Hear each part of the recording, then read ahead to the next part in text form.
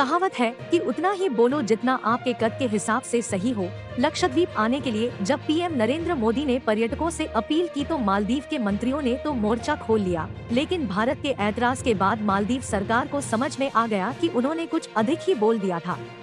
PM Narendra Modi ने जब लक्षद्वीप की बीच पर अपनी तस्वीरों को साझा किया तो सबसे अधिक आग मालदीव को लगी। मालदीव के मंत्रियों ने जहर उगला और जब भारत ने आपत्ति जताई तो मालदीव को समझ में आ गया कि पंगा लेना ठीक नहीं।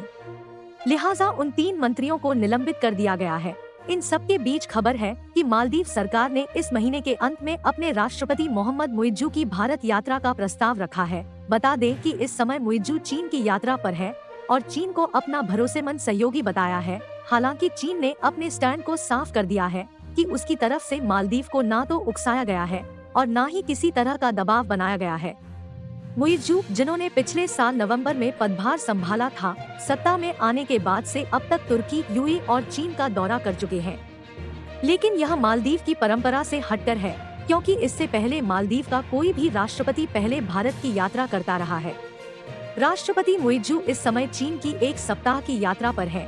उन्होंने फुजियान प्रांत के जियामिन मुक्त व्यापार क्षेत्र का दौरा किया और यही नहीं, China communications construction company limited के सीनियर अधिकारियों से मुलाकात भी की।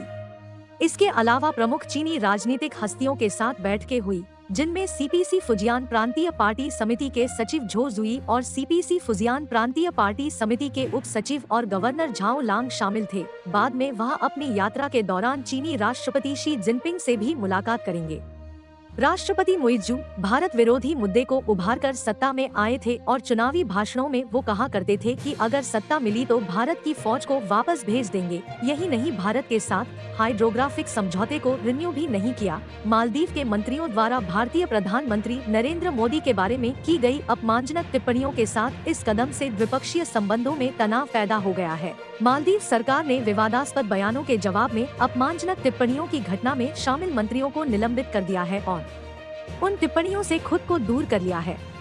मुइज्जू सरकार के सत्ता संभालने से पहले भारत और मालदीव के बीच द्विपक्षीय संबंध सकारात्मक थे। भारत ने मालदीव में विभिन्न सहायता परियोजनाओं का लगातार समर्थन किया है, खासकर 1988 के तख्तापलट के प्रयास और 2004 की सुनामी के दौरान मालदीव को मदद भेजी थी और दिसंबर 2014 में माले में जल संकट पर भारत ने जिस तरह से तत्काल प्रतिक्रिया पीने के पानी को भेजा, उसके बाद संबंधों में और मजबूती आई। यही नहीं, कोविड संकट के दौरान द्वीप राष्ट्र को अपना समर्थन जारी रखा और इसके अलावा मालदीव राष्ट्रीय रक्षा बल के प्रशिक्षण में भारत की महत्वपूर्ण भूमिका है।